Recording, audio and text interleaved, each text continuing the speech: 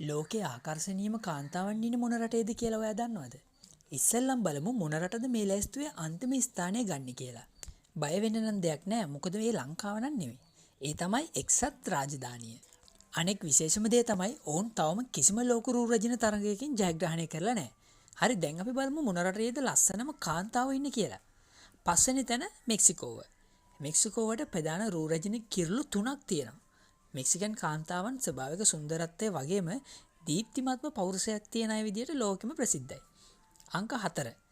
අපි යමු ඊට ටිකක් පහළින් තියෙන බ්‍රසීලයට. බ්‍රසීලය කියන්නේම සුපිරි නිරූපිකාවන්ටම ජනප්‍රිය රටක්.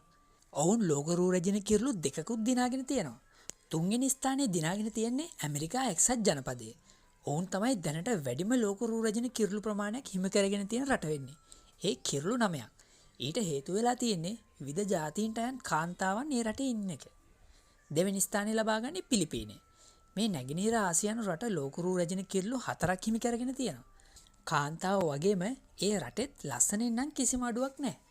මේ ලැයිස්තුවේ අංක 1 දිනාගන්නේ ලෝකේ ලස්සනම කාන්තාවන් ඉන්න රට වෙන වෙනිසුලාව. ඒ වගේම ඔවුන් ලෝක රූ රැජින කිරුළ 7 වතාවකුත් නිල්ලා තියෙනවා.